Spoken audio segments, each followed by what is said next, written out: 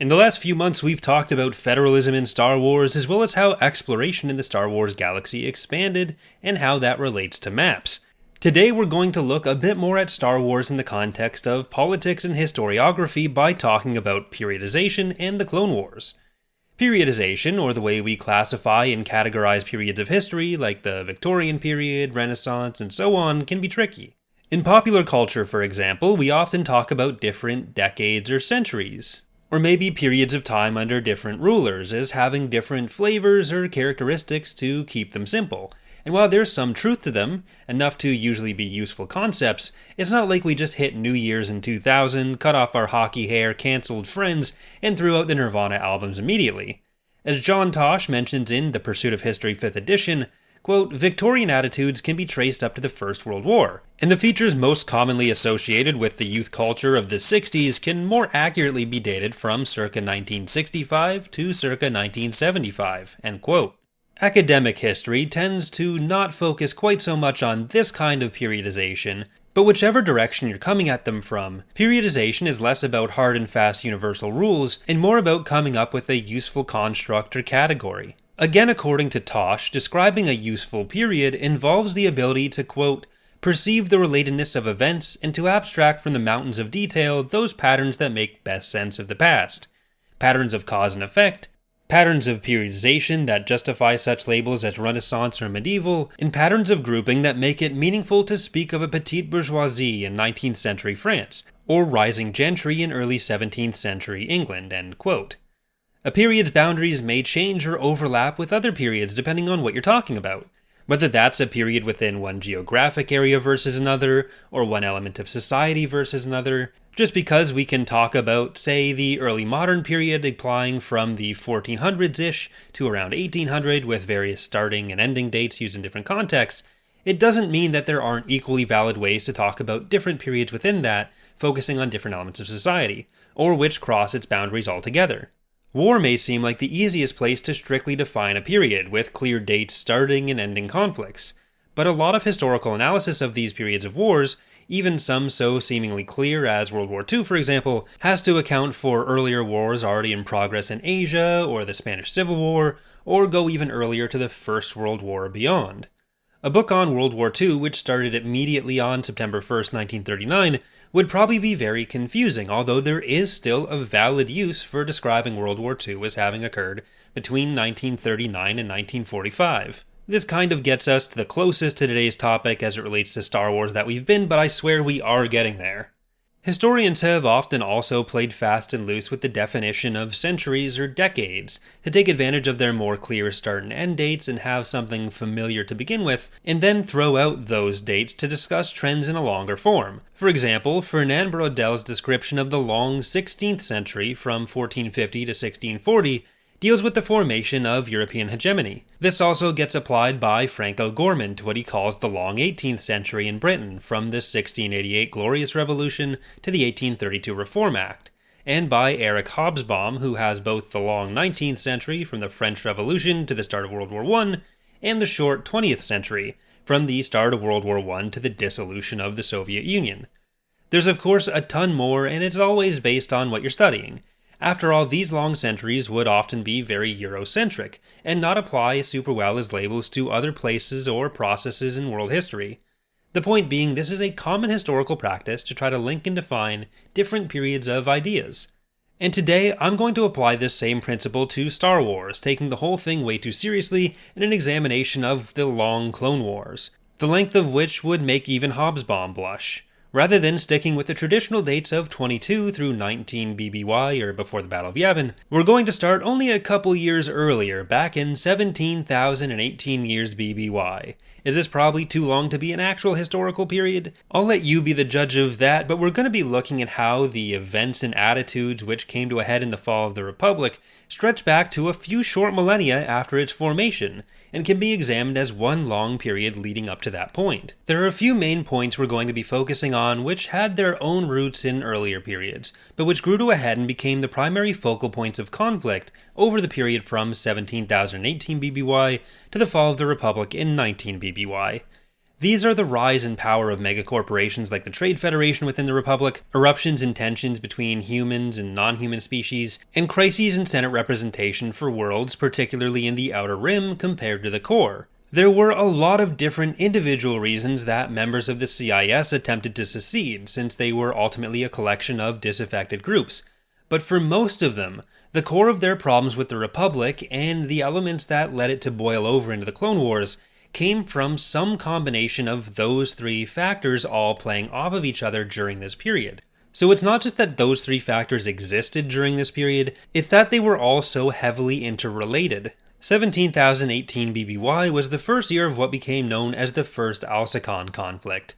The development of the Republic had primarily happened along two main trade routes, the Ptolemaian or the Axis in the northeast, and the Corellian Run to the south, both of which intersected at Coruscant, which is what gave that world its prominence. It's basically the galactic hub. The region going east from that intersection between the two lanes was known as the Slice. The area along the Corellian Run between Coruscant and Corellia, called the Spin, had some of the oldest members of the Republic, heavily populated with diverse species. This area began forming the Grand Companies, large megacorporations engaging in colonization stretching out from the Corellian Run into the Slice, which they called the Exploitation Region. As the Grand Companies, which were clear precursors to the megacorporations of the CIS, moved through these exploitation regions, massive amounts of refugees were displaced and settled along the Ptolemaian. The Ptolemaian as a whole was typically more human-occupied and less in favor of the Republic being centralized. Culture along the Ptolemaian was mostly dominated by aristocratic Alsakan, which also saw itself as a potential alternative to Coruscant as a galactic hub. With the displaced refugees heading towards and settling on the Ptolemaian, but also with a desire to exploit that region themselves, Alsakan's warships began challenging the Grand Company freighters in open warfare. Coruscant responded on the side of the Grand Companies, and fighting continued for over 600 years until the Bureau of Ships and Services threatened to shut down access to all hyperspace navigation data along the major hyperspace routes if both sides didn't stop. This technically worked for now, but while the First War was resolved, we have some of the key ingredients of our long Clone Wars starting to take shape, though the sides aren't quite reflective of what they'd end up as.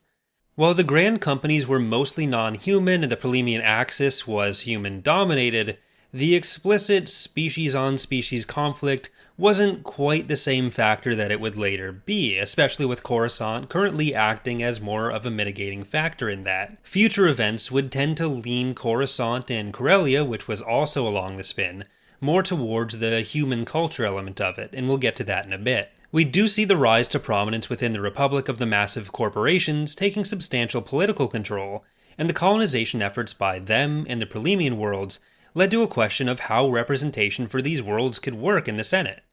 I already did a pretty long breakdown of Senate representation in a prior video, so I won't go into it quite as much here, but I will mention it where it becomes most relevant for what's going on. The first Alsakan conflict led to the creation of the Shallot Compromise, where the Senate was divided into seated and unseated members. So there were some member worlds of the Republic which technically didn't have an active voice in the Republic.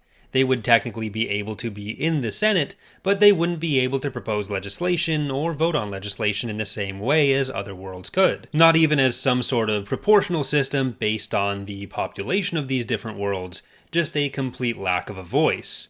This was one of the first steps in heavily shifting political power towards the core, which would increasingly intersect with meaning towards human-dominated worlds, limiting the voice of worlds in the inner, mid, and outer rim as time progressed. This first Alsakan War set the stage for 16 other Alsakan conflicts, which followed for the next 14,000 years.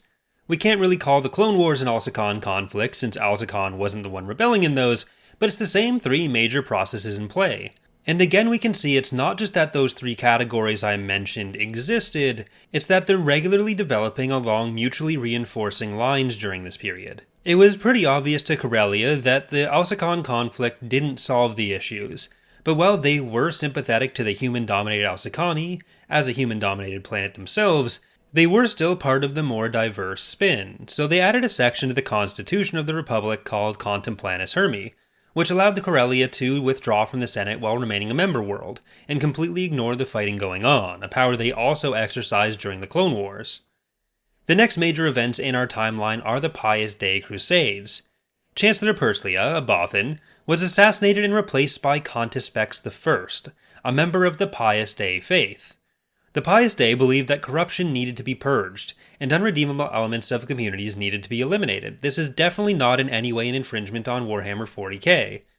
Funnily enough, unredeemable elements coincided quite often with non-human, and over the next 1,000 years, a series of crusades were undertaken, often against the Hutts, but also against other species in the Republic, driving several of them to extinction, and forcing many away from some of the more powerful core Republic worlds.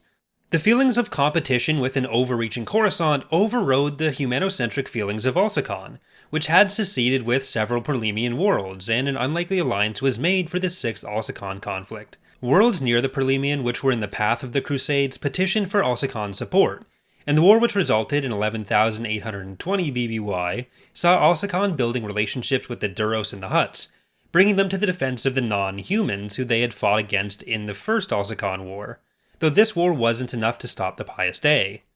In 10967, the 7th Alsakan conflict saw the Jedi and other Pious Day rebels, called the Renunciates, joining forces with the previous alliance from the 6th Alsakan conflict, overthrowing the Pious Day cult for good.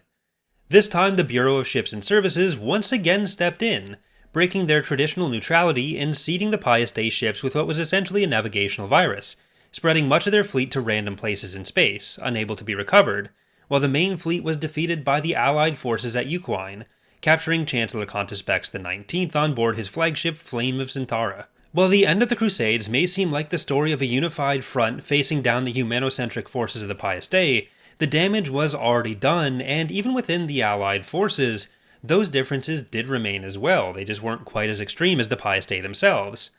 Over the course of the 1,000 years of Crusades, the power of non-human species in the core had been significantly reduced. You can't just immediately undo 1,000 years of history like that, and the culture that remained on Metropolitan Coruscant would likely have more closely resembled the earlier attitudes of Alsakan from the prior conflicts, compared to the Coruscant that intervened on their behalf in the first Alsakan conflict. The core rim split, exacerbated by the Chalak Compromise following the first conflict, became increasingly a human-non-human split, though the Grand Companies would likely have remained in an avenue for power in non-human worlds. The Duros and their colony worlds, which gave rise to the Neimoidian species, was going to remain in that position for millennia to come, as we know. The Sith haven't factored into this story very much so far, since while they were around, the Sith Wars tended to have less to do with these dynamics in a way that's as useful to explore for the topic at hand. What we've been talking about tends to focus more on the internal politics of the Republic, while the Sith were typically an external threat, which again goes back to highlight that periodization will often depend on what you're focusing on. Of course, in some ways this did intersect, like when the Great Galactic War and the Cold War of the mid-3000s BBY from the Old Republic MMO led to higher prominence for some non-human dominated Outer Rim worlds, which were often the front lines in these wars against the Sith. The Outer Rim had also been subjected to expansionist efforts from the Hutts, and in the wake of these efforts, Twi'lek Leontine Saresh became Chancellor of the Republic, a hardliner who opposed both the Sith and Hutt incursions, though this hardline stance also involved some less than legal means of trying to retain her position. The final war with the Sith, known as the New Sith Wars between 2000 and 1000 BBY, do bring the conflicts with those troublesome scamps more directly into the conversation, while putting in place some of the final pieces of the Clone Wars. The Outer Rim became a popular recruiting spot for both the Republic and the Sith during this period. Rimworlds were constantly under the thumb of exploitative companies, similar to the slice worlds of millennia before, and they were also subject to very few protections from the Republic. During the New Sith Wars, the Republic assumed they just needed to swing by and offer the locals a better life in the Jedi-run military, while the Sith were also able to prey on that resentment towards the Republic for their own recruitment efforts. The 7th Battle of Ruusan ended the war in the Republic's favor, resulting in two key things: the Ruusan Reformations and what seemed like the final destruction of the Sith. In reality, Darth Bane had survived and instituted the Rule of Two, beginning a long line of Sith Lords starting with himself and his apprentice Darth Zana, who would continue to fan the flames of the issues we've been talking about for the next 1,000 years, until one of their own, Darth Sidious, was able to take over. Whatever responsibility the Sith had for that, the Ruusan Reformations did the Republic no favors during this time either. Aside from officially dismantling the Jedi-run military, making them ask no questions about one showing up ready-made for the next war, There were two key points which exacerbated the problems we've been tracking, each being another step in the breakdown of Senate representation. First, the Republic was reorganized into 1,024 sectors, where each sector was given one seated senator. This was a horrible way to represent a very diverse set of interests on its own, meaning usually only the most powerful planet or species within a sector had any representation, which I broke down in a lot more depth in the federalism video. Secondly, there was an increased representation for some already powerful members. Important worlds, again read important as usually meaning core, even had their own specific senator in a lot of cases. This all again meant that if any rim world wanted anything to be done, even as members of the Republic in their own right, they'd have to petition a more powerful core world to speak for them, with that often costing its own concessions from these already less powerful worlds. Senate representation also extended to what was called functional constituencies, most relevantly for this case being groups like the Trade Federation, which were able to further the kinds of policies that continued to strip away protections in the Outer Rim in particular. Now, the Trade Federation itself didn't exist for another couple hundred years, but they are the most clear example of the kinds of groups we're talking about, so that's why I'm using them. In 124, the Republic made the entire Outer Rim a free trade zone, and groups like the Trade Federation were able to operate both without taxation and with the right to essentially exploit the region with impunity, exacerbating disaffection with the Republic while pushing many of the worlds onto the side of the companies that were doing the exploitation in the first place. This all seems to have been a very similar framework to the exploitation region before the first Alsakan conflict. The ultimate irony of the CIS is that the megacorporations' best evidence of the Republic's corruption was that they were able to exist and operate with as much influence as they did. Many sectors fell entirely under the sway of the Trade Federation, while they increasingly militarized with the development of the Trade Defense Force. Initially, the Trade Federation had actually been a creation of the Republic, led by powerful human-dominated worlds like Kuat and Balmora, intended to stop other shipping interests from choking out trade in the Rim, but over its first century it had developed into a cartel of its own. Over time, the Kuati and Balmoran interests were also replaced by Grands, Zalustians, and Neomoidians, who would come to dominate it by the final years of the Republic. The blockade of Naboo came in response to Senate Resolution BR 0371. This resolution was an attempt by Chancellor Valorum to rein in the power of the Federation by establishing tariffs in the free trade zone, in exchange for allowing a larger military for the private interests. The damage had already been done, and this prompted the Federation to begin seeking alliances with other similar groups like the Banking Clan. So the CIS began to form out of these conditions both in opposition to and as a symbol of the Republic's corruption.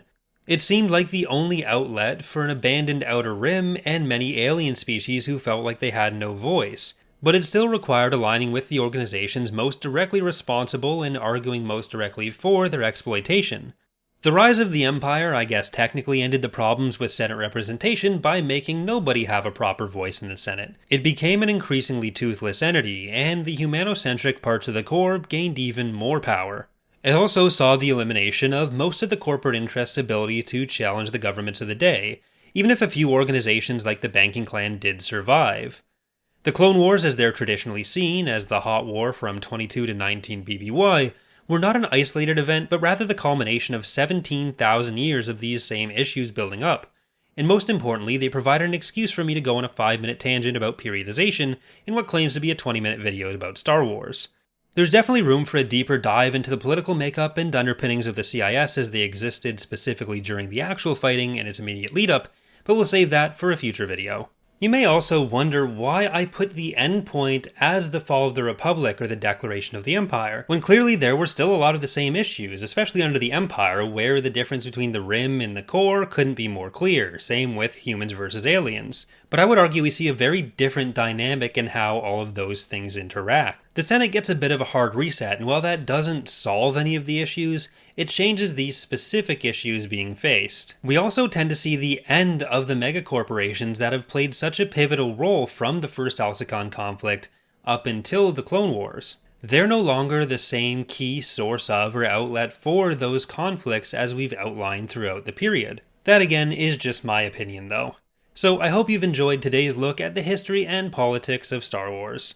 The channel has definitely been slower on the long-form videos lately, but rather than scrambling to make sure I hit X videos per week, I'm trying to give myself the chance to work on some of these larger topics that take a bit more time, which I've been hoping to do since the channel started. I've also been doing daily uploads on the Datapad Briefs channel if you want to check that out for shorter but much more regular content. If there's another topic you'd like to see me cover here on Datapad itself, let me know in the comments, and remember to leave a like and subscribe for more.